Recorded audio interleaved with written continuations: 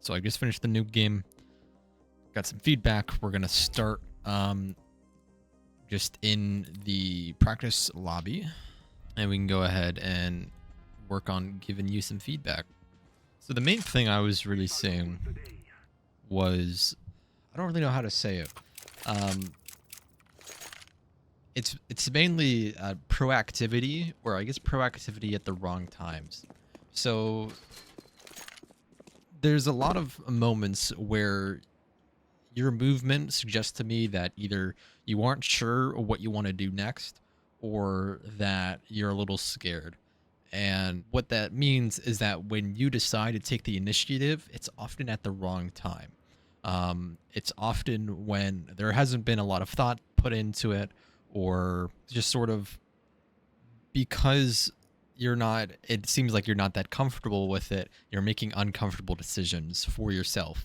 And it's just putting you in a lot of really bad spots. The most common one I've seen is you decide to go into hut. I would never touch hut with a 5-foot pole, 20-foot pole. I hate this spot. It's terrible because what'll happen is you swing in. You have to pretty much crouch if you want to take this fight, which means you're committing to it.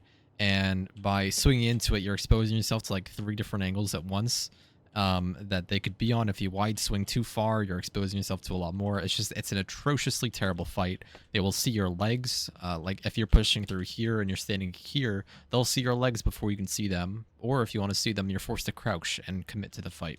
So it's a really, really bad spot. And you get yourself stuck in there. I think it's only 2 times, but it's a decent example where, you know, there is some scenarios where this has use, but because you're a little panicky, or maybe you're not sure of what you want to do, you're like, okay, well, no one's in hut, so I guess I'll go hut. And that seems to sort of be the extent, at least on T side. On CT side, it's just sort of a lot of strange pathing. You generally played here in mini, however, you kind of float around a lot. Well, yeah, you play mini a lot. You sort of change spots, in part depending on the needs of the team. You know, sometimes Dino wants to play mini, so you'll pick up Garage. However, the kind of thought process of where you're like, okay, well, where am I going to go next? You're sort of floating around while you're figuring that out.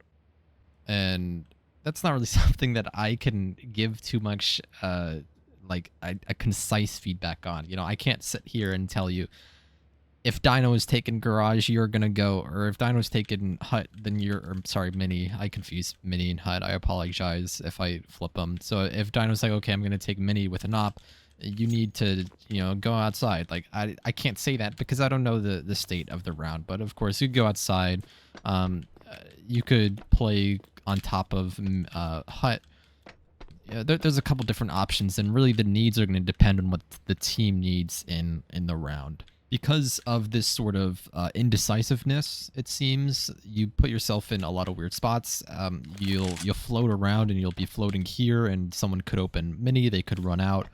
There's a couple times where you float out here, which exposes yourself to outside, or if you're far enough back, it'll expose yourself to the top of Marshmallow.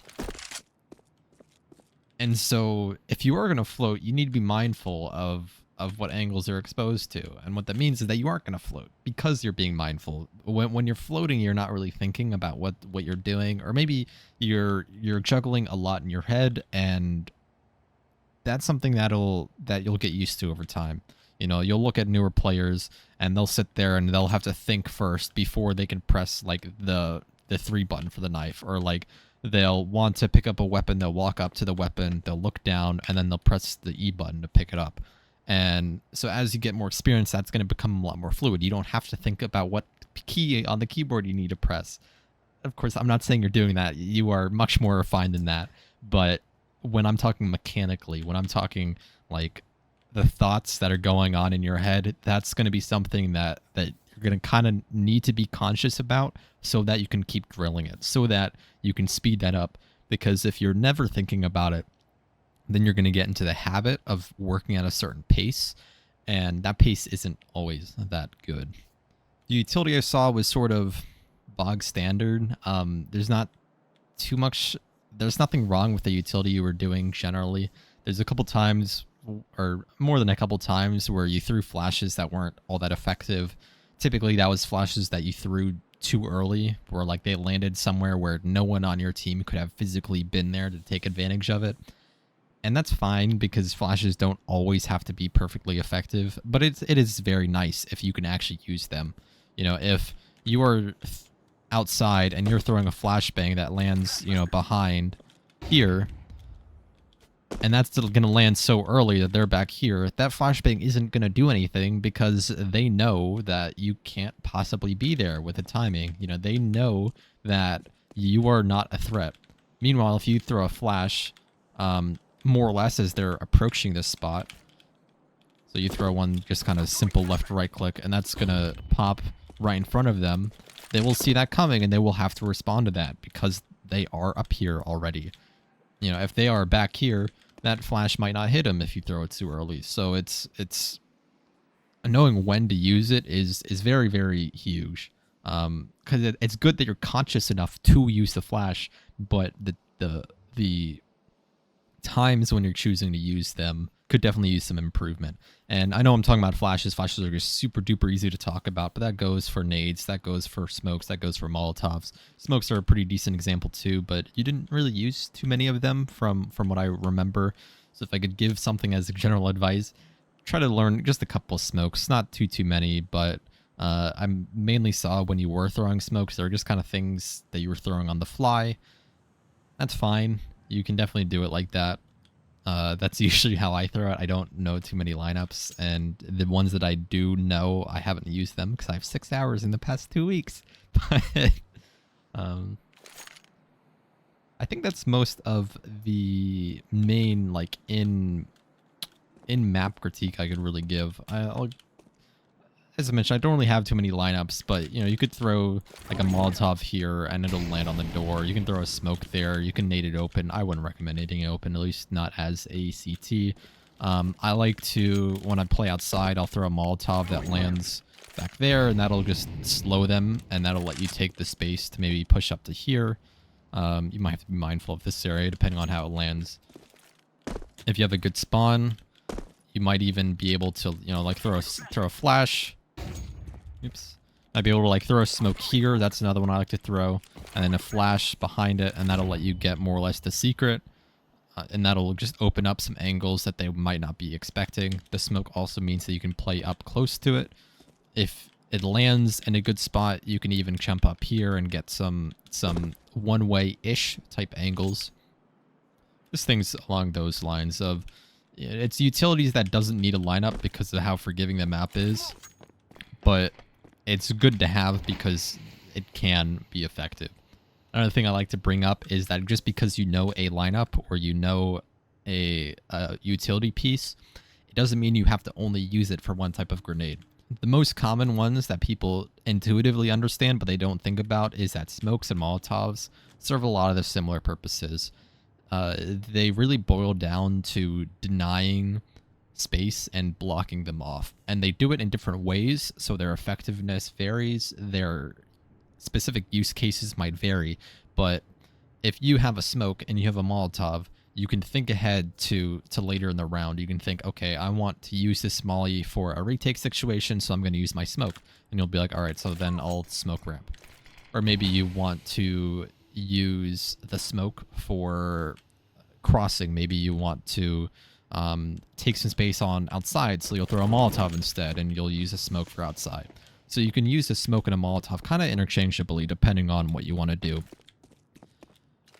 Flashes and grenades also work pretty decent. So the thing with the flash, the grenade, and the Molotov is that they all have the same airtime. So if I throw the Molotov, I throw the flash, and I throw a grenade, they're all going to blow up at the same amount of time. So if you have a pop flash that's going to land like back there, a grenade is going to land in that exact same spot, and it'll land right on them. Similarly with a Molotov, you can use a Molotov and a grenade because they serve the same purpose. They do damage to someone who's nearby. So just because the Molotov is good for denying space, it can also do damage. It has two purposes, but because some of those purposes overlap, you can use different utility in the same place. And so that's very useful to know, because if you're on a round where maybe you only have a smoke and a flash, you can use your knowledge of a grenade, of the timing from a grenade, or maybe the timing from a Molotov to sort of do some things that are a little unorthodox, maybe not optimal, maybe not ideal, but it'll get the job done, especially considering your finances. Concerning finances, there's, as I'll also bring up, there's a couple rounds where you bought a little too low, especially on CT side. You buy like deagle armor, and kind of maybe not fuck up your money on the next round, but you miss out on some utility because of it. We'll talk about that when we get to it, because again, it's another thing where it really depends on the use case scenario that you're or like the plan you have in mind. And so what I really, at least in this demo, I want to try to focus on having a plan in mind, and maybe on the later demos that'll be something we can talk more about. But in this one, the main thing I'm saying is just sort of not really having a plan in mind, or if you do have one, maybe not executing it as effectively as you maybe could have. So we'll go ahead and we'll get into the game. So of course, if you aren't too interested in the play-by-play, you can go ahead and skip forward to the next section, but I think it can still be valuable, and there's a few things that I'll remark on that that I didn't mention in the opening section. So I do have notes for every round, so it's some stuff that you might find useful. So the main one on this round is that we're going to see that you're going to take a very unoptimal fight where you're going to wide swing into like 3 opponents at once. It was right here. And this is a really, really bad fight because you're exposed to so much at once. You know, you are exposed to backside, and sure, you have teammates, but before your teammates showed up, you were standing in the middle of the open and taking a different fight. I know you wanted to adjust your angle against this guy vents because the guy was like, oh, there's a guy hut. So I assume in your mind you were repositioning to avoid that.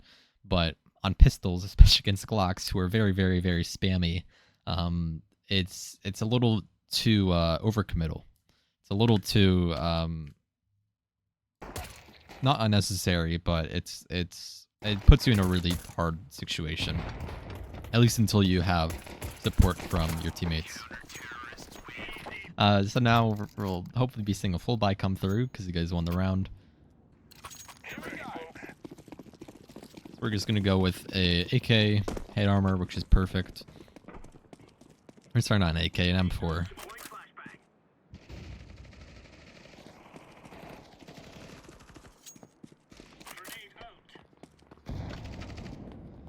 So you're going to do maybe the silliest thing I've seen you do, which is you open the door and then turn your back to it. So I'm sure you know why that's silly, but if you think someone's there, even if you don't think someone's there, you really shouldn't be turning your back to an angle that the enemies could be. If you wanted to go down vent, you could have just gone down vent without opening the door. And this is sort of what I mean by talking about planning things out. So by having a plan there, you could have been like, okay, I want to go down vent.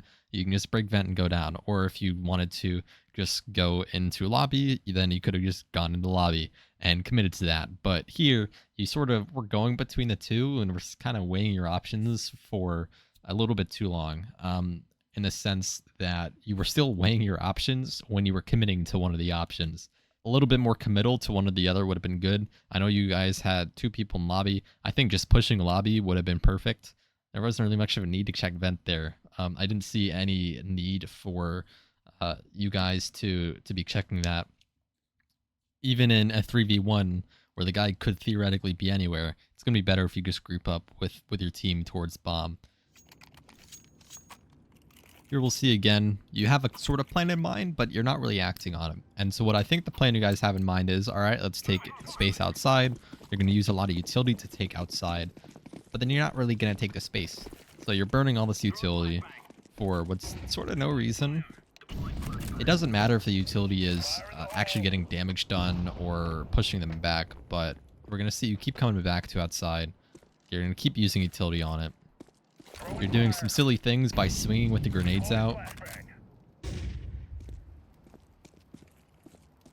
And like you have support here, you know, you have I think it's Dino who's in secret. You have player number 4 Ice Cream, who was back here behind you. So you did have support to keep pushing up if you wanted to. So I'm not really sure why you decided against it, especially because you know they have pistols, and so because they have pistols, you can kind of overwhelm them and take some risks that you maybe wouldn't otherwise.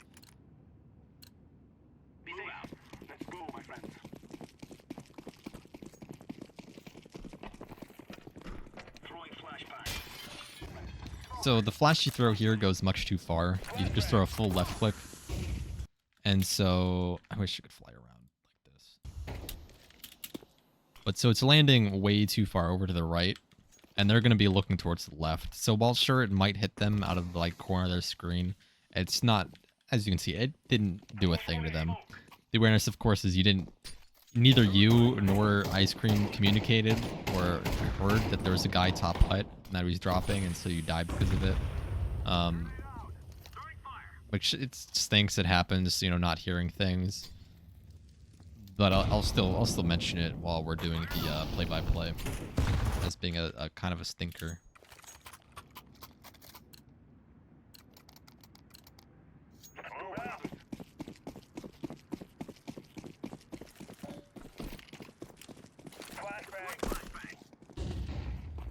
So this is one of the rounds where I'm not really sure why you guys are choosing this setup. So you've got Dino inside with the op, which is okay.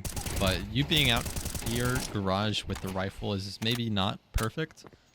Obviously, it's going to be a better angle for an op. So like Dino's trying to support you, but you don't really have too much of a place here after that smoke.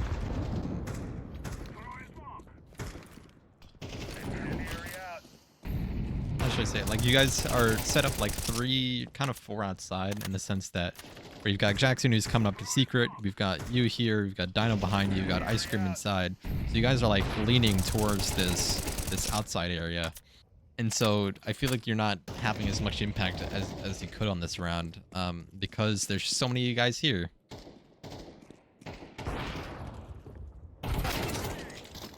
That was just unfortunate that you guys didn't see him. But as for like something you could have done differently, all things considered, as soon as the smoke went down, I think I would have rotated to inside. Mainly because, like I said, you guys already have support outside. You've got someone in ramp who's going to rotate all the way, or sorry, someone inside Jackson who's going to rotate through secret to come support and pick up a spot that's not smoked off. You've got an op outside who's able to hold on top of it. So I feel like just supporting inside would have probably been a little bit better here. Move it. This here's sort of a weird buy in the sense that you have $1,000 in the bank and you buy Deagle and head armor. Head armor is unnecessary in the first place. To clarify, the head armor is unnecessary as a CT, especially here because they have AKs. So if you expect that their money is going to be good, don't buy head armor, because if you get one tapped in the head, you're going to die whether you have head armor or not. So you can save a couple $100 each round that way. We're going to see that your money's a little iffy next round. We're able to get like some utility, but it's not as refined, I guess, as it could have been had you maybe skipped on head armor or skipped on armor in general. That's just an unlucky death there. Again, we're seeing you're getting a really bad buy here because of the last round, and it was just sort of unnecessary, I guess, to be like this, because now your teammates have a full buy and you're over here with a Deagle and $1,000 in reserve. You could have had, what is it, $3,000 had you not bought last round, and that's $3,000 in the bank. So you could have had a rifle here if you just bought nothing. The moment you see 3 people there, I feel like you got to be a little bit more passive. They know you have a really bad gun, and so they're going to be swinging you, attempting to kill you, or maybe they won't even attempt to be challenging you, but you are easy pickings, and by continuing to make that angle a little bit more passive, which you were doing, you kept swinging into it, but you were making it a bit more passive. You can force them to get into a more uncomfortable position to take the fight, And that way, a Dino behind you would have been able to get a couple more picks off because they're expecting a deagle. You're making yourself known, and they're expecting a deagle, and then they get clapped by a scout, or maybe just tagged. And since you have a deagle, cleaning up a scout is no problem, in theory. This is the first sort of round that I felt you get to be very floaty. I believe you're going to play mini here, and it's a little bizarre. We'll see because I don't fully remember, but get a decent nade off. It's a little risky because you shoulder peek. You should hear a handful of them outside, but you're here, like you see, you're switching back between inside, outside, and not really focused on anything. I know part of it's like, you know, you've got Dino here. It's like, what can you support that he's not getting? Like, he's initiating the fight, and you're not really supporting too well, or you're not taking fights with him, or like there's angles that you can support him from that you can do with a rifle that he can't do with a PP Bison. You know, I know he loves his PP, but he can't cover everything, and he is very good at like isolating it, so he doesn't have to cover everything. But there is still room for you to support. I think there would have been a little better to swing outside instead of tucking inside and kind of floating between the door and between the mini hut, whatever thing.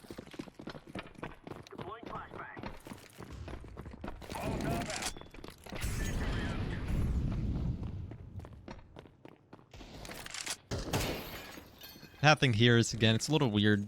It's fine, but you know, you throw a Molotov inside in hut, or sorry, you throw a Molotov B main and then you rotate back, and then you're concerned about a heaven flank, and it's taking a while for you to get to the bomb site.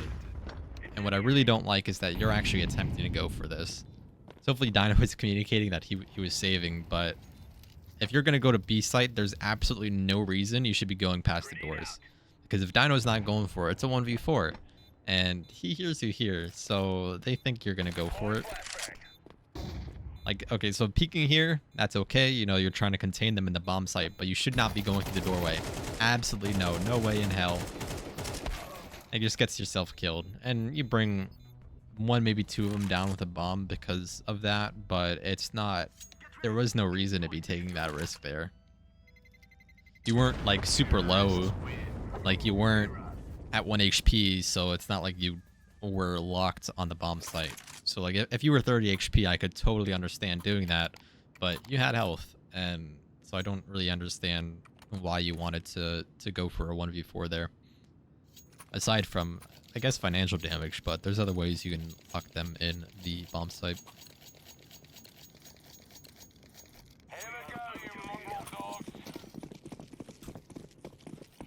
This is another round where Dino's going to pick up Mini here with the op, and so that leaves you to pick up outside. That flashes that you threw is a little early. It's sort of what I was mentioning in the introduction. But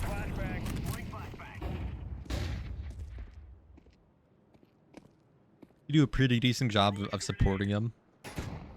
Over here, you need to be mindful that you're exposed to top marshmallow when you're going inside, and you could have easily been spotted there, and it's lucky that you weren't.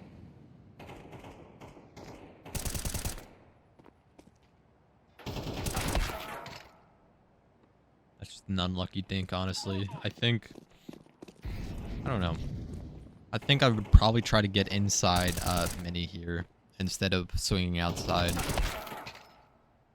because you've got a flank. I hate this fucking radar. You've got a flank that's going underneath towards secret, so there's not too much of a need for you to be holding out here, because your teammate will be eventually picking up these angles. They do smoke Mini, which indicates that they're taking a site, so you could maybe flash through that smoke and kill them while they're running through.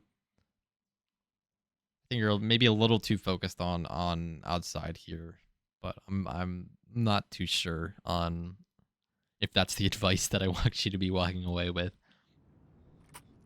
So this is definitely another goof.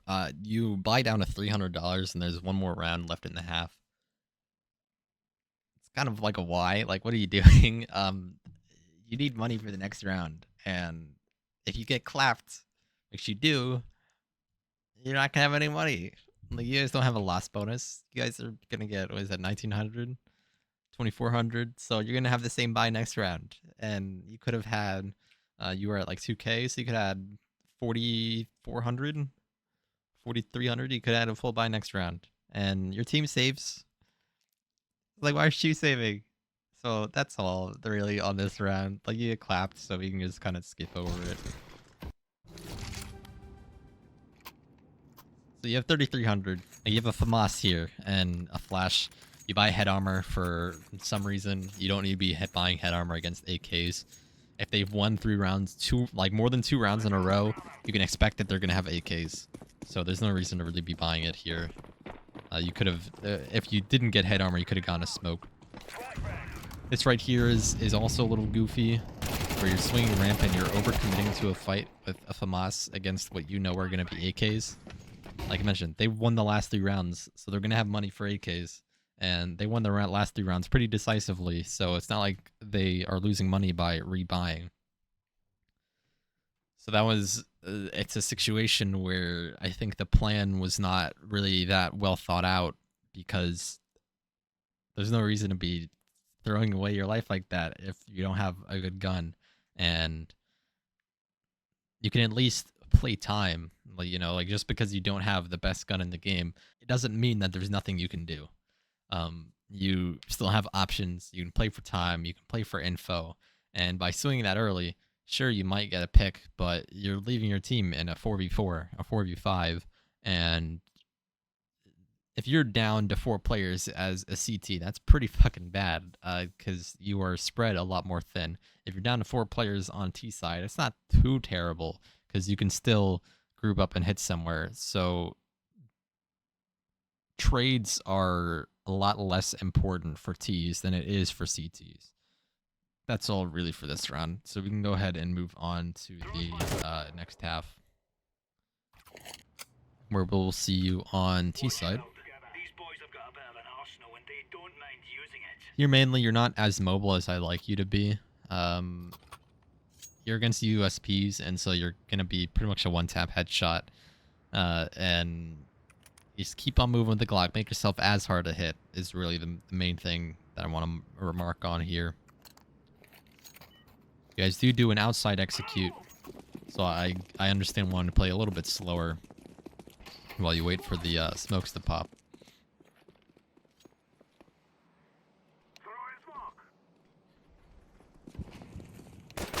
You're kind of jiggling that angle while you're in the open, and against the USP, that's an easy shot for them. On this smoke, you just want to make sure you're crossing closer to it, because they can kind of peek over and see you on heaven. This guy can't because he's inside, but just cross a little bit closer.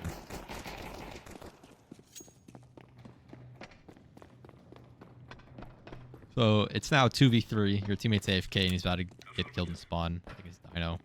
To get a plant, perfect. That's more than enough. Like, that is an effective round. You could win the round though. So it's okay that you peek here, but re-peeking, nah. No reason to be doing that. You could have set up for a crossfire with a teammate. Just play for time. You know, but you know that they won't have kits. And so you can force them to come to you. You can force them into uncomfortable situations instead of gifting up a fight like that.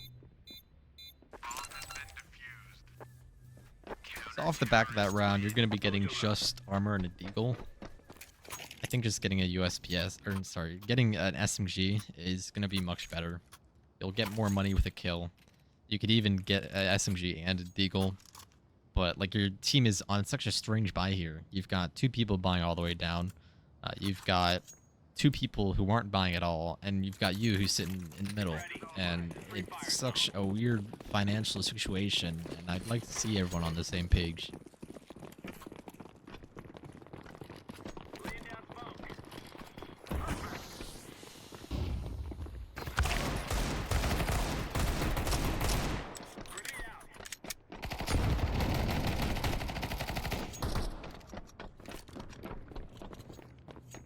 Now you guys are down. It's 3v4. you really want bomb to be planted, and you do manage to do that. Dinos find ramp alone and he drops. I don't like... So we're going to see that Ice Cream's going to die here. And they're going to open double door and run out immediately. That was not... I don't think there was a thought going on in your head. Is maybe that was really rude. I apologize. There's like... You got too tunneled in on killing that guy in single that you didn't realize that it's a 1v4. And it's second round, so they won't really have kits. They do have one kit, but you can kind of gamble on them not having kits. And so try to play it for as much time as you can. And by playing for time, like, they don't know where you are. They might have heard you open the glass. They might have heard you moving around, but by pushing out, you guaranteed the round was lost. And before then, you had at least a little bit of a chance. This flash that you just threw did absolutely nothing. It lands too high, it lands too early, and you guys are nowhere nearby to really fight off of it. So Dino's cracked open outside by himself, and you are kind of sitting back and letting him do that. You aren't close enough to really support him. You aren't throwing any utility to support him. You could definitely throw some flashes, maybe over garage here. Back up. So while he's cracking open outside, you can chuck a couple flashes maybe over to the right. That'll land behind him while he's clearing everything. So he's cleared out in front of the smoke, so there's no reason that you need to be sitting behind it. You could throw a flash above garage, not that he's all the way up. He's up here. So if you pop a flashbang over garage... So if you pop a flashbang over garage here, it won't really hit him. You maybe throw a couple of smokes or a smoke so he doesn't have to worry about as much. No smokes that I could think about here, but like Dino wins the round for you, and you definitely could have been able to support him a little bit more. With especially those flashes are maybe the easiest example. Alright, so you get the entry frag, and then you sit here. I know you're scared of Evan, but you just keep on, like, you gave up the advantage. You had the timing for that, and then you stopped and you let your team, like, leapfrog over you. While it can be good as an entry to kind of do that leapfrog technique, like, they had pistols, and you saw that they had pistols, so that leapfrog technique is particularly good if they have rifles, because you can hold an angle, and those rifles are really scary, so you can let your team kind of leapfrog above in front of you, then they can hold the angle while you go in front of them. But because you ran all the way out, you can just keep going out. Like, you had a really good timing. So in this round, we're going to see you take a bit more of a lurk type of role. You're going to go outside. You throw a flash that landed, again, too high, too early. And so you're first up here. You got your team behind you, and then you stop and you let them all pass you. And then you decide that you kind of want to lurk outside. So they're down secret. You're like, okay, I want to get inside. And now you're making a lot of noise. And if you're lurking, you know, they're not really close enough to be hearing you, but you don't want to be making this noise. And you probably should have died to that guy there if he was paying attention. You guys do win the round, though, which is good at least. But if you're lurking, you don't really want to be giving that up. And you want to be aware of when it's okay to be making noise. Right here, you've got a smoke, and I think I'd try to go for a smoke here. Just block off on the sides. Maybe just block a smoke somewhere on site to give you space to play around. Instead of just dry peeking and standing in the open and keeping your teammate in a 1v1.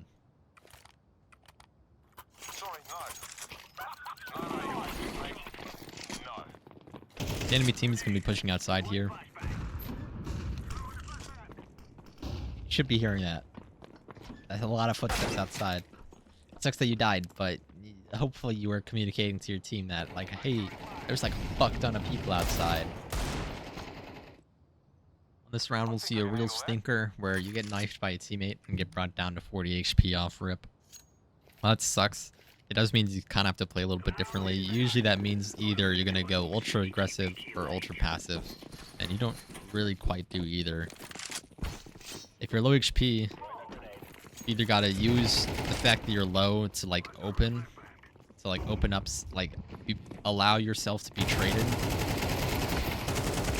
or you got to like bait and trade for your teammates. You don't quite do either one, where it's unlucky that here when you were fighting the squeaky guy, you didn't quite have an angle on him while your teammate was fighting. So it's like, yeah, that sucks. But then you take that more passive role, and then now that you're 20 HP, you decide to push through alone with bomb while your team is outside.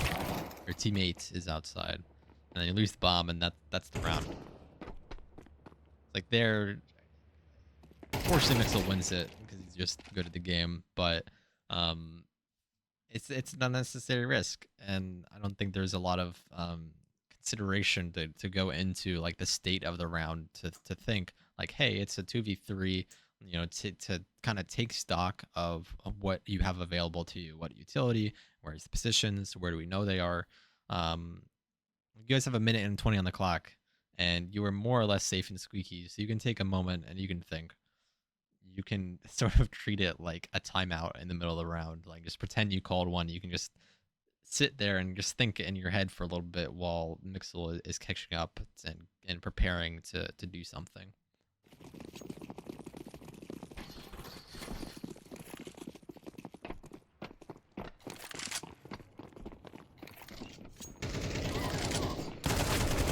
I don't like what you do here in the sense that you're going inside hut. As mentioned in opening, it's a really atrociously terrible spot. It's atrociously difficult. You do well from it, but we're going to see in a couple rounds that you're going to go there when they have rifles, and it's not fun. It's really not fun. You need like a flash of some sort, or it's usually best if you got someone come through squeaky at the same time so you can kind of split the focus. I've also noticed that on a lot of these rounds, you guys aren't blowing up open squeaky. It's pretty important to be doing that pretty often. It just gives you a lot of options just later in the round when you're deciding what you want to do. You're going to see you go hide again, you take a fuck ton of burn damage, and you're forced to go through. Fortunately, you don't die, because what the fuck is that guy doing? I think he got Molotov'd off, and so he had to, but it's not fun. But as I was saying about blowing over the door, it gives you a lot of options for rotating. It lets you guys execute at your own time without notice, because that door, it's going to let them know.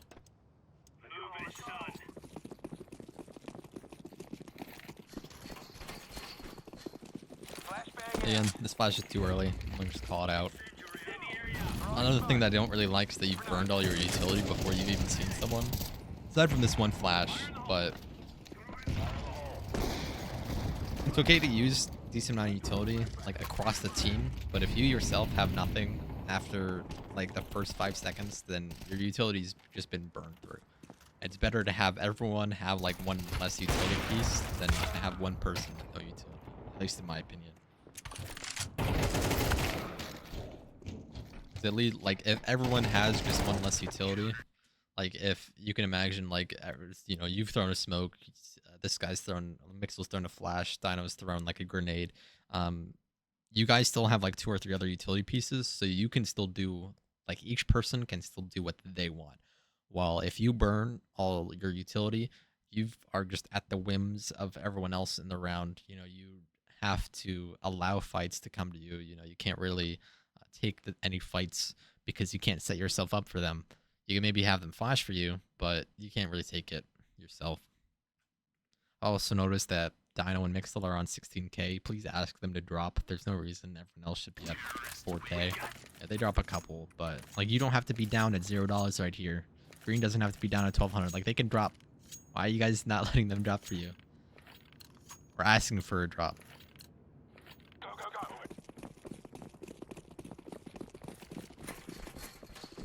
Again, outside flash too early. Go and move forward because I'm really only interested in what happens with your ramp here. Because you do a good job of not committing to this fight.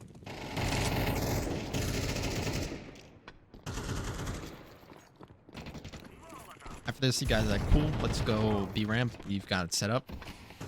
You're gonna go ahead and sit at the orange box. Again, not too much consideration until you're already halfway down the ramp. So here's what this is telling me. He's spamming, so he thinks there's someone here, but he's scared because he doesn't know where it is. And I believe he's about to use a flashbang. But what that is telling me is, again, he doesn't know where you are. So you don't need to be taking a fight. You don't need to be peeking here. You can just wait. Just wait a while, honestly, until he either makes noise or something along those lines. Because you're hunting for a fight here. There's no need to. You know, you heard him run out. He's going to be rushing because he knows that the bomb is planted. And I think that you being impatient there is honestly what kind of lost the guys they're on, because this guy came in and he got 1 or 2 more kills and won the fight, especially because you dropped and you had to flank, and it meant that your entire team had to worry about the rest of the fight. It's definitely here. I would have just tucked. Maybe you could have sat like towards this right side so you can kill him as he's like going down with his back turned, or maybe crossing. But there's no reason to be peeking, especially not on the left side of this box. Now we're on the last round.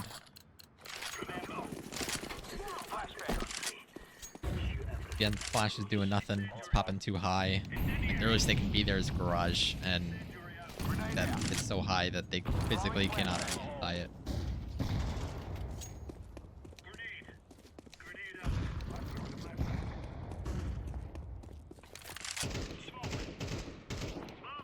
That's the hard part about T Side, is that everyone's kind of in lobby, and it's hard to get out of lobby.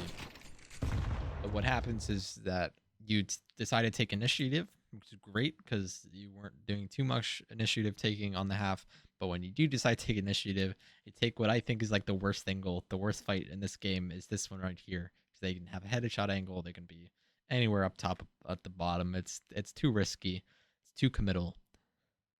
Please try to avoid taking it. I know that that's what makes lobby so hard, and that's why everyone gets stuck in lobby, because everyone wants to go through squeaky and no one wants to go through hut. But I don't like hut. That's it for the demo for the Nuke game, at least. I will apologize because I wish I had more tangible, more singular things to point to, which unfortunately means that I think watching the play-by-play is going to be a little bit more beneficial for you for this one. But I will see you on the next one, where I believe it's Mirage. So we are on sunny Mirage. Got some stuff to talk about. Just finished the first, or I guess the second demo, my first watch of it. So really the main thing that was prevalent throughout the entire thing is that you weren't really playing off of your team. There are many situations where you'll start to push into somewhere, and you'll go here, and then you'll wait, and then your teammates will come through, and then they will continue clearing site. So that indicates there's a huge lack of confidence from you. There's a huge lack of a plan in your head. And so when your plan runs out, you just sit there and you just wait until you figure out the next thing. And that can be okay, but overall, for example, if you're a terrorist and you're coming up con, like, your plan should be taking a site, and sitting here is not taking a site. So, well, I'll talk about it as it comes up. Similarly speaking, there's some times where your buy is pretty terrible,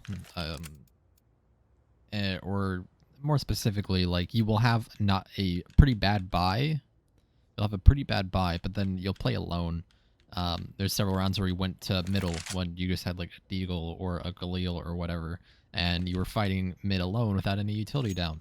And it's a very easy fight to win, because you can only come through here, and they have like 3, maybe 4 angles that they can really be to pick you off from. There are many times where your teammates will be beginning to take site. They'll start going out, and then you'll just kind of sit back and wait. Your pathing maybe won't be the greatest. There's one round where you'll go all the way over into van before you decide you want to come out. And what that's doing is it's letting your teammates take all the fights, and you're not really taking too many fights on your own. On CT side, we see your setups are a little dog shit. They're generally okay, but when everyone's deciding to rotate, really isn't that great. You know, usually someone will rotate way too early, and so you'll give up the entirety of the bomb site. This is most noticeable on A site. There's one round in particular I'm thinking of that, like 3 or 4 of your teammates all go to fight middle, and no one's on A site. No one is even considering that A site, that A ramp, that palace, that anywhere could be a possibility because everyone's just gone and they've gone to fight mid. Everyone's kind of thinking a lot more for themselves, from the looks of it. But really, the main thing that I'm seeing is this lack of confidence, this lack of a plan, this lack of a desire to be the first one to peak.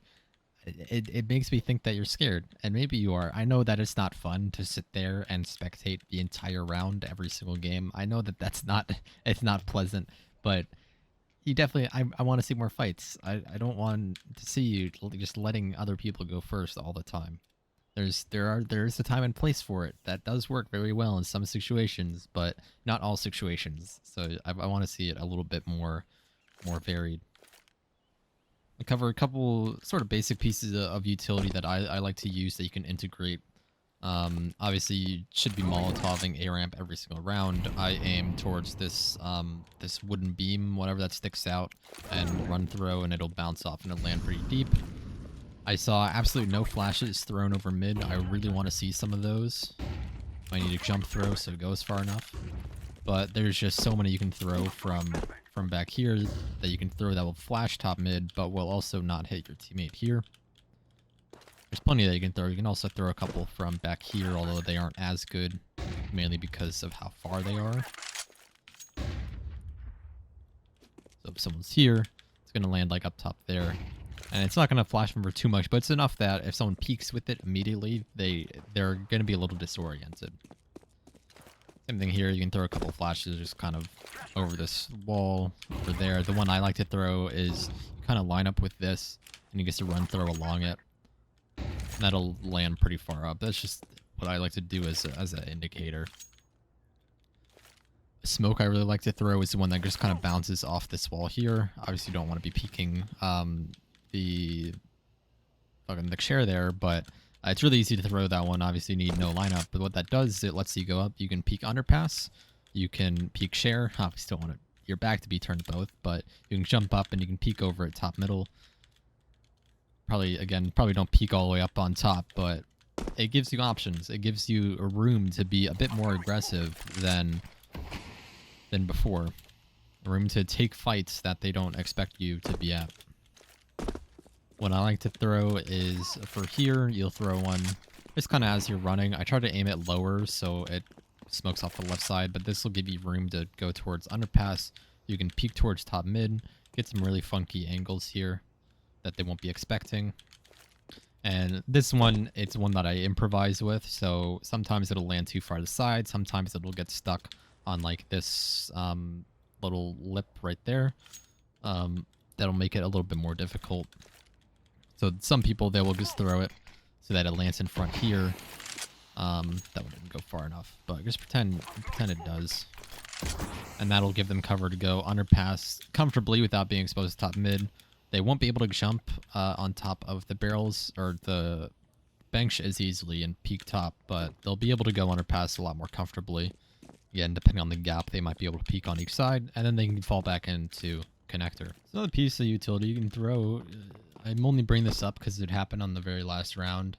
You can throw a flash for middle, so you aim at this little dot here on the ground, and then you right click and you jump throw while you're still crouched. That'll pop underneath the window here, like right there, and so it'll flash whoever's peeking out middle. You can throw just kind of similar ones, just kind of in the corner. It's really forgiving. You just kind of aim really low and that'll just go through. You could also just block forward and right click one there, but along with that flash, you might have seen people use the grenade lineup for it, and that's very good because it's going to get rid of the smoke here. It's going to get rid of that smoke there. It means you can peek with it. So that's where you might know that lineup from. As you can see, it's popping like right here. It's mainly it for at least the utility kit that I really like to throw. Those are like my gimmick smokes, my gimmick flashes. Alrighty. Let me open up my notes again. Alright. Right off the bat, we're going to be seeing one of those mistakes that you make a couple times, and that's that you go alone entirely when it doesn't warrant being alone. You have a pistol, you have a Glock, which is a notoriously short-range pistol, and you're going to be swinging USPs, which are notoriously long-range pistols. So you go alone to middle. Miraculously, none of them go middle, other than this guy in connector and this guy who pushes up cat, who you're going to kill pretty easily. Pretty much by thinking immediately. But this is not, it's not a favorable fight to be taking. You get one tap so fast. So if you are going to go middle, try to have a teammate, more than a teammate, because one of you is going to die. Just because they have one tap headshot fucking machines.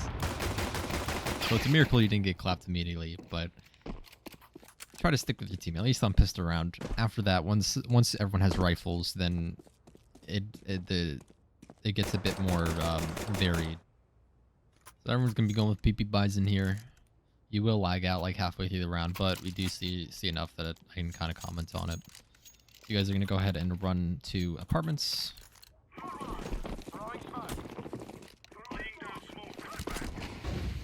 You guys are smoked, but fuck it, you guys are gonna run through anyway. Unfortunately, Dino's flash gets fucked, and you have to wait for it. Here, you decide to run all the way into van before you go back, kind of like to wait out the timer. You don't really need to be doing that. Like, you guys got a kill on sight, so you can keep it running. That flash is gonna wear out. I mean, we see with your pathing, you're kind of letting your teammate go first, or letting Missile go first. I know he has a straighter path, but you sort of give up the path that you were taking to allow him to do that, where... I hate this fucking radar so much. You still can't draw over it. That's insane. So you can... Let's go with yellow. It's like you were heading towards window here. I don't like yellow. You were going... I don't like green. Oh, dark blue. So you were going towards window here. And Mixel was going towards window here too. And you decided, you know what? I'm going to go to market door. And like, yeah, that's fine. But if market door was your plan, then you would have just gone straight here instead of doing this weird wiggle through. I would have just jumped through and followed Mixel. You know, fuck it. You're right next to him. If he dies, you are immediately available to trade. Because what'll happen is if he dies here and you're back here, so he can die to someone that's like here, and the furthest you can clear is like this. So there could be someone like all up in this shit that he can't see, or maybe like even outside. So there could be someone like all out here that he can see just fine, but you aren't close enough to be able to trade it. Because he has line of sight on something, if he dies, that means that you mustn't necessarily be able to see it as well. So here you decide to get a Galil for some reason. I don't understand why you didn't get an AK. I guess maybe the money isn't quite there for everyone else on the team, but there's no reason to not be having AK here. It's just such a bizarre buy to me. I don't... Like, yeah, Galil's good, but fucking AK, you know? On this round, the main issue I'm seeing just collectively as a team is you guys are in mid for way too long. Like, these smokes are fading, and you guys are still in middle. And this suggests to me you don't really have a plan. You didn't develop a plan halfway through. So you're just kind of going mid to go mid. If you wanted to go B, you would have set up utilities so you could have gone B. If you wanted to go A, you would have set up to pivot towards A. But you guys didn't really do either of those things. If you're going mid, before those smokes are up, at least before the second round of smokes you throw are up, you need to be either committing to connector, committing to nest, committing to catwalk, or just giving it up. You don't want to be sitting in the trenches, the literal trenches, because it's further in the ground. You're just being fish in a barrel. So we're going to see you drift into guy on catwalk, and so because of that, he spots you. I want to see a little bit more purposeful movement. I'd I haven't really commented on it too much because there's not really any situations where you've been punished for it, but I want to see a little bit more purpose to what you're doing. A lot of what I'm seeing sort of implies that you're not quite thinking, you're not quite deliberate with what you're doing, whether it's deliberate about where you're going to go, about what utility you want to use, about what guns you're going to get. Like, here, you have a deagle, and your entire team is full buying. Like, get a gun. I don't want to see as many deagles as you're getting. You can afford better. Yeah, where was I? Whatever. I'm sure you understand it, but if you have to get a deagle, just get like P250s are pretty good too. You don't have to get so many deagles.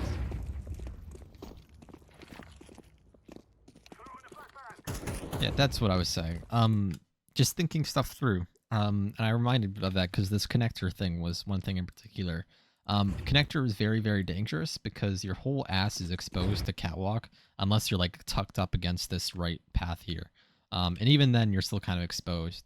So the fact that you only like turn around to peek it after the fact, it makes me think that you didn't think of it as a problem until it was too late. You know, if that smoke was in there, you would have been dead right now. Like, guaranteed, you would have been dead right now. And you wouldn't have had to have turned around. And, you know, while you're running up, you're exposing yourself to sight. You're exposing your whole ass to sight. So because you realized, oh, fuck, maybe I should be worried about catwalk. I hate this fucking map. Because you realized, like, oh, fuck, I need to worry about catwalk. You then expose yourself to sight. Because you weren't thinking of it at the time. And if you thought of it ahead of time, you would have been able to check it in a smarter way. You know, you can work your way up connector, and because you're pretty much safe to catwalk as long as you're hugging the side, you can clear the angles, and then you can worry about moving over and clearing catwalk. By thinking of it halfway through, you're really kind of fucking yourself over. Now, I know, like, I can't tell you to just think of it faster. Like, that's not... I understand that's not how it works, but try to be a lot more conscious about what you're doing when you're doing it. Here's another goofy thing. Why are you playing in the open? That was goofy. There's no need to. You had someone in CT to cover for you, but I'm sure you know that already. Yet again, you're going to be going mid, I think. Wrong round. My bad. That was last round. That was my notes for last round.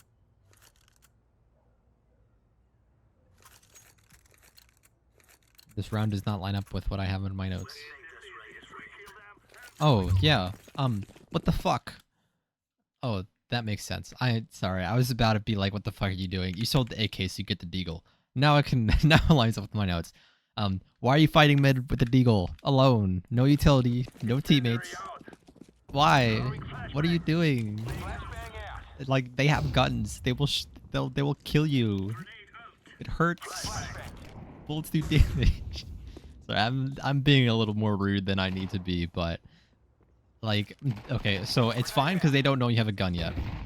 But the moment you shoot right here, get the fuck out of there. They know you have a shitty gun. They're gonna push you, and that's what they're doing.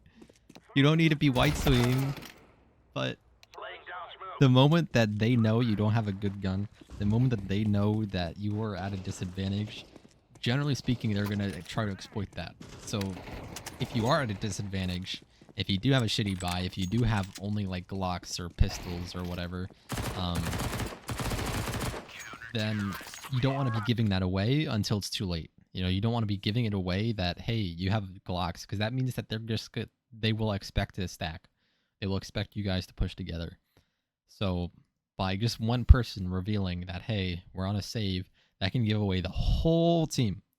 And we can kind of see that because they're rotating to B already. The moment that the rest of them made any noise, they knew for a fact that everyone else was going to be there. They had no reason to be worried about A because you guys don't have good guns, and so it's not feasible really to play a default. That's enough with the deagle rant, but right here It's just a nitpicky thing. I'm assuming. Well, okay. One other thing. Why aren't you buying an AK? Why are you buying Galil? You have money. Anyways, so this round tells me you don't really go palace a lot because you're not at all concerned about someone being here. You gotta wait. You just gotta wait a little bit. I love the push palace as a CT, and everyone gets caught off because no one really expects someone to be there that fast. But they can get there. CTs can get to palace so unbelievably fast. So you just gotta sit and just wait.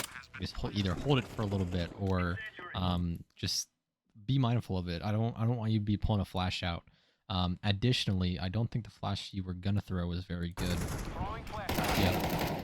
So you throw this flash 2 times in this game that I remember off the top of my head. It's a very, very bad flash. Throw a flash off this wall and it's gonna bounce out.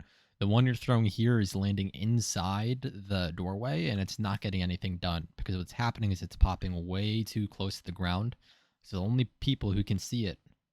Okay, so let me back up. The only people who are going to be able to see a flash from this angle... I fucking hate this map. The only people who are going to be seeing a flash inside Palace is going to be maybe someone's stairs and jungle, okay? Now the problem is, if it's popping on the floor because of how it's bouncing, it's only going to hit maybe someone's stairs. It might hit someone Palace, but probably not because of how, or sorry, jungle, because of how low it is. So just bounce it off of this wall here. It's going to land a lot further out. The downside is it might flash your teammates if they're in the process of coming out, but in general, you don't have to be worried about it. Or you don't have to worry about your teammates getting flashed. You just be aware that if they're sitting Tetris and you throw that flash, they will all be full blind and you will lose the game for your team. Or the round, I guess, for your team. But don't throw the flash that you were just attempting to throw. So you guys are going to be going A here. The main thing that I'm seeing is Dino is being an absolute Giga Chad and just clearing out space. And then when he dies, you don't like push up to take any of that space that he's just cleared. So as an entry fragger, he's putting his life on the line to like clear space. And so if he's still alive, you know that necessarily certain angles have to be cleared. Because else you'd be dead, you know?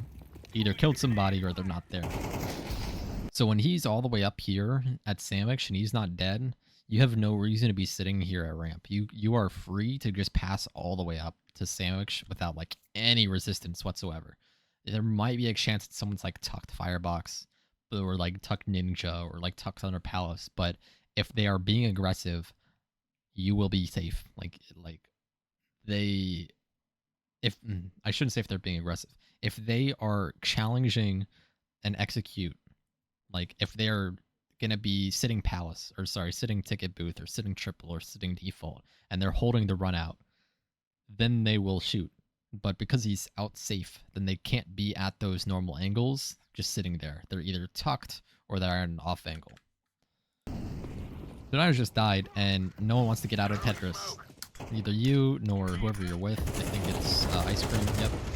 No one wants to get out of Tetris, and now you guys are smoked off, and now you guys definitely don't want to get out of Tetris. Mixel's working on clearing space. So your response to Mixel clearing space is exactly what you needed to do when Dino was clearing space. So it's kind of ironic that the two things happen in the same round.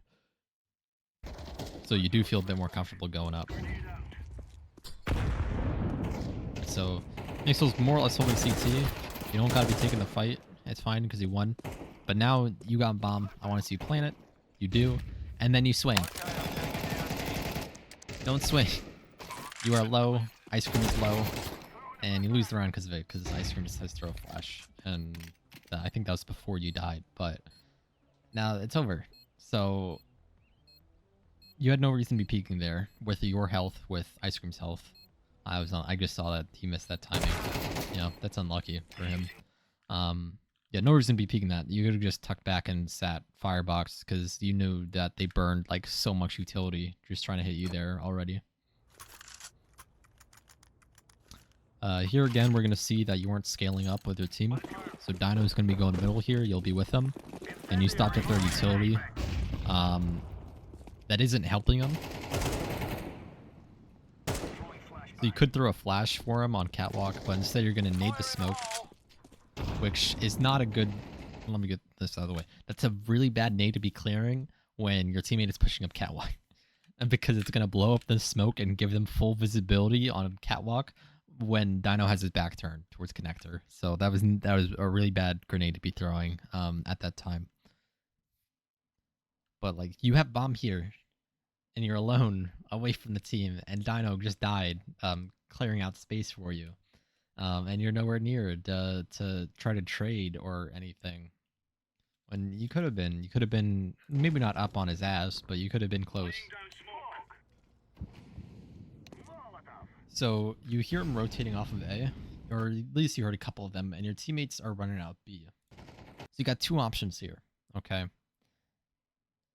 You can either trust that your team is going to take the fight, or like win the fight on B and go B, or, and this is the risky one, you go A and just bank on the fact that your team is losing that fight. And I'm not the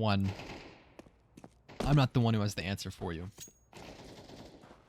But what I do have an answer for is you shouldn't be running up to B site like how you are right now. It's much too risky considering they could be anywhere. You should not be having your knife out. I don't know why you are. You almost died to it.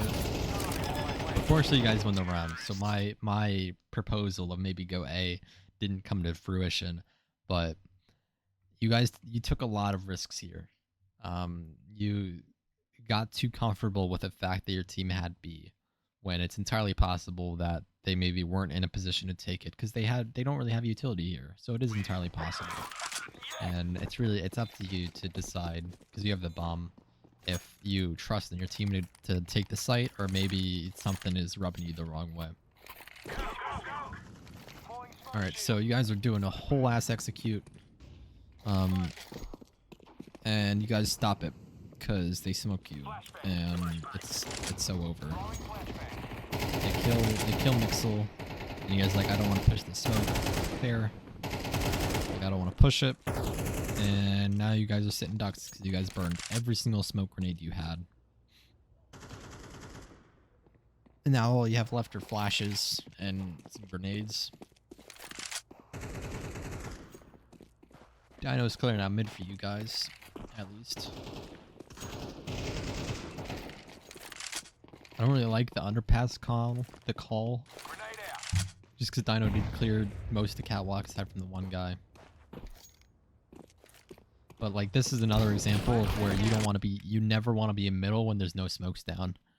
Ever. I would not recommend it because you are exposed. They could peek you anywhere. So unless you have people holding stuff actively, it's a really, really hard place to be.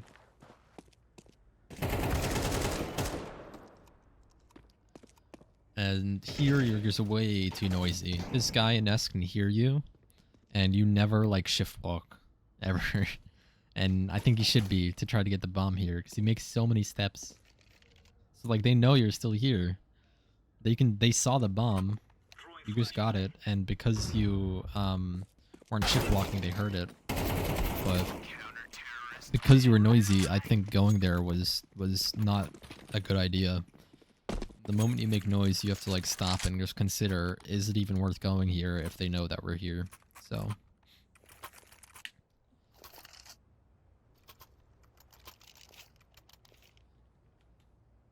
I have no comments on like individual performance in this round. At least I made no notes about it. My comment for this is no comment about individual performance. Round was just a mess, to be honest, and I don't remember this round, so maybe I'll be enlightened. Oh yes, I remember. You guys are gonna go B, and you guys are gonna get mowed down by this guy Jail in particular. Okay, so you guys had to smoke down catwalk, so you don't have to worry about that. You had to smoke down market, and you guys are still too long to get out to site. Just give them the utility. And then the guy Jail just mowed you down.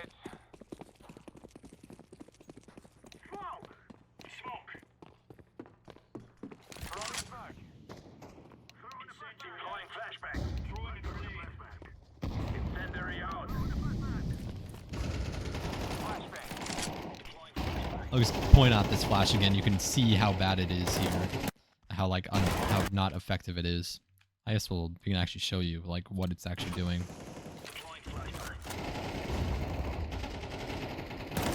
Yeah, I think it landed back but slightly before this guy peaked, but it's not landing where you need it to. Not even where you want it to, but where you need it to.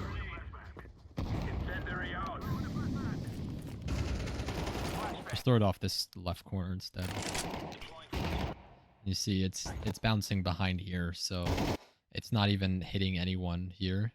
Like if you imagine a line, it's not hitting anyone because this wall blocked it. So you're gonna go middle again. Dino's taking a fuck ton of space. So there's no need for you to be swinging all the way to the left here. I think you guys just gotta go up to him, go under con. He's died alone, and now the guy's gotten away. You're out with a nade for a bit too long.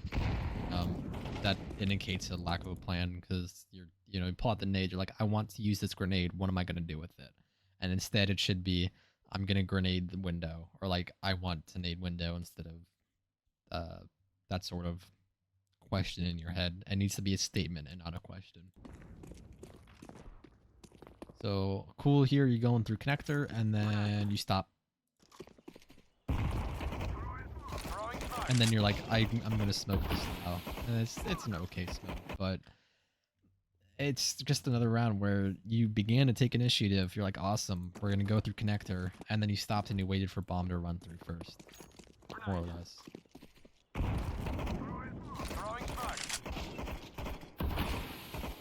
So a little more initiative would be nice. But anyways, we're switching halves now. Obviously, there's not as many rounds, so not as much that I really need to say. So you almost make a pretty nasty mistake here, but you don't, which is good. And that's that you stayed pretty close to ticket booth. You thought about rotating so many times. Don't do this. Be the anchor. You sit there. Your goal is stay alive as long as you can. So the moment you see that guy with the bomb, you gotta settle the fuck down. Because now your only goal is stopping that motherfucker from planning. Let your teams get up to you. Let this guy worry about you peeking. Don't be the one peeking him. Or don't be the one like thirsting for a fight. Ideally, as an anchor, your goal is you're going to be hiding less or more than you're peeking. You want to like jiggle just so that he knows that you're there, so that he's paranoid about it, and he has to think about what to do to avoid that. And by offering himself up on a silver platter by jumping crouched on top of here, it's a super easy fight. Both one, you're crouched, so you're an easy target.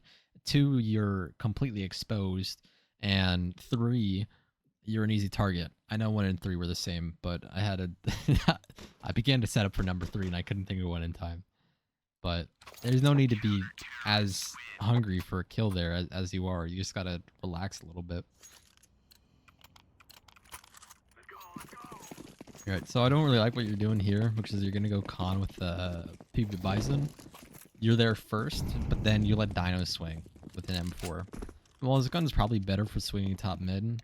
You're just allowing him to take the fight. And again, you're not really taking the initiative. And then when you do decide to rotate, typically I prefer to rotate through underpass, but you decide to go through market, which it's fine. You guys win the round. Usually I prefer underpass because you guys know now they don't have guns, and so you can, if you're fast enough, you can flank and get the rest of the kills for yourself.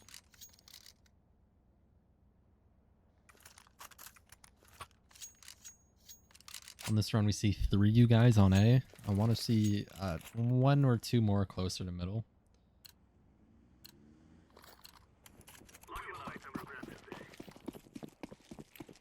Mainly, just there's not really much of a need to be 3-stack in A here. I think it's upgrade that's switched over, so it's whatever, but I don't know what the plan for the smoke was there. So if you do, I'm genuinely curious on what the smoke is intended to be for. Maybe bouncing the palace.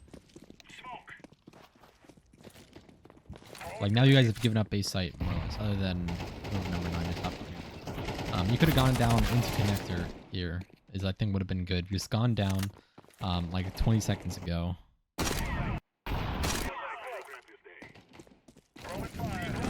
Like, I would have gone down and hugged this right wall there, and then cleared, like, check the bottom mid. Not wide swing it, but just check it. Because you want to make sure that operator can't get ran up on from connector, because he's taking the risk by exposing his back to it. Sort of under the assumption that you're going to cover for him.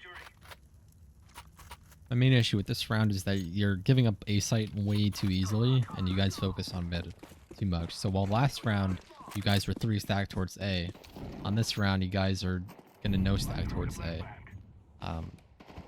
This is a good, like, that lineup, that, whatever, the angle you were holding is pretty good. It's good off angle, but it's too early for it, and there's no reason for it, because you guys are all top ramp.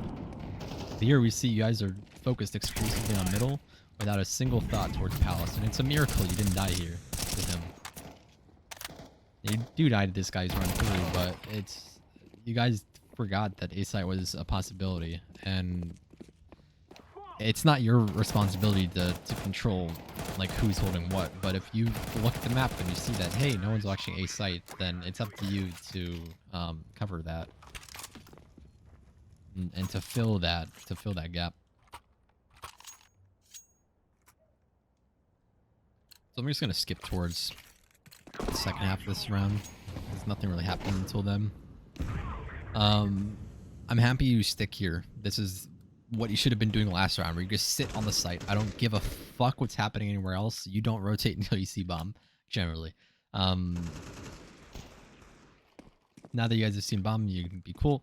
What I don't like is that you just need to relax. Just relax. You get seen like 5 different times before you even shoot a single bullet. Just relax. It sucks that you died, but just, you know, relax a little bit. You can just sit and hold something, or you sit and hold a single angle. It's okay if they see you, but you don't want them to keep seeing you and keep offering yourself up on a silver platter by continuing to get spotted. You know, if you see that many people, you've got to just relax and stay alive as long as you can, so that you guys have a chance of having support and having a team over there to help you. Unfortunately, you had Dino nearby, so it isn't as terrible as I'm making it out to be. But you know, maybe Mixel would have had time to come rotate and to come support instead of taking this sort of individual fight. I think a good spot to sit would have just been. I mean, bench is okay, but I like to play around this pillar here, this one here, especially. Let me just do it like this. There you go. Especially if they're coming up from catwalk. Because when they're coming up, you can swing out here and get a really like tight angle on them. You can swing out here and maybe catch them off, and you're also you're concealed to the run out. So if they want to see you, they have to have already dropped out. If you feel comfortable, you can swing like closer to the right here and pick them as they're dropping. But again, you're going to be exposed to catwalk, so you have to be aware of that. Another good spot is just going to be this one right here. It's really good for holding the run out, but again, they're exposed to catwalk, so you have to be mindful of it.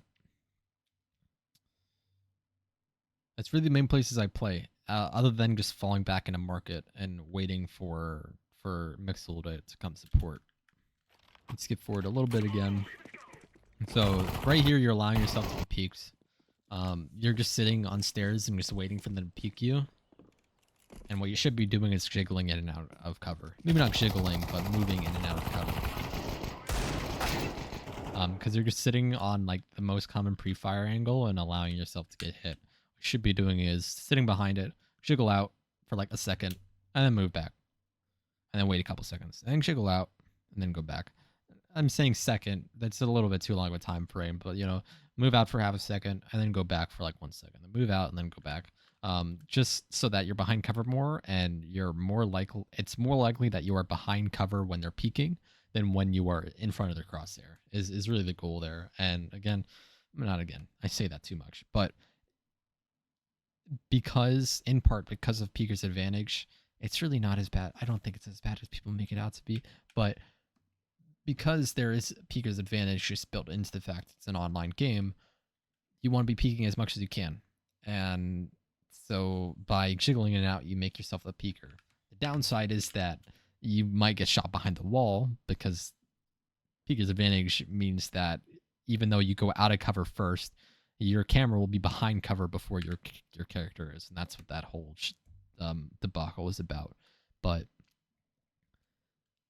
you're still behind cover like 60% of the time if you're jiggling in and out than if you are just holding the angle. So I don't have a rare mark on this round, I don't think. Another one that I didn't notice was really a problem until now is you buy too much head armor. Like, they have AKs, they've won 4 rounds in a row. There's no reason for you to be buying head armor. You could be getting a smoke instead, you could be getting a Molotov, another flash, a diffuse kit could be good.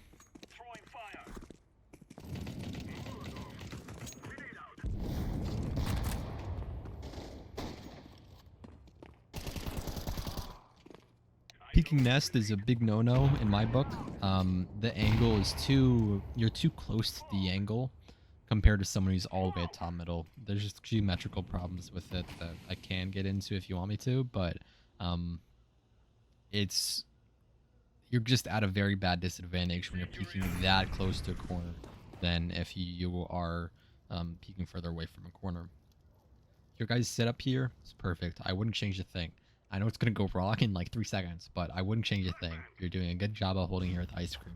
What I don't like is when you guys realize it's B, you're going to run into sight alone before ice cream can get here. Part of this is I know you guys are rushed because you don't have diffuse kits. That's why I mentioned the helmet. It's one of the reasons. You get a first kill, which is great. And then, so you're lucky that it didn't go wrong like that, but relax a little bit.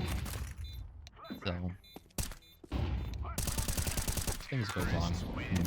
There's not too much that you could have really done differently, just given what you had. Other than just relax, there's just another second or two, and then you can peek stuff together. You can hold it while he's trying to get away from default. This is your Jared round. I apologize for using such a heinous slur, but it's your Jared round. You buy a FAMAS, and you're gonna peek middle nest, and it's all gonna go so bad because the FAMAS is a terrible gun for middle. I don't understand why you're doing it, but you do it. And operator peeks, he dies. Dino peeks and dies, and you throw a terrible flash as you see it pops underneath the window all the way down to the left, and then you peek with a FAMAS against people who know you're there. And that's the round. It's over. Just like that. And that hurts. It hurts. It sucks talking like that. That's really everything I got from Mirage.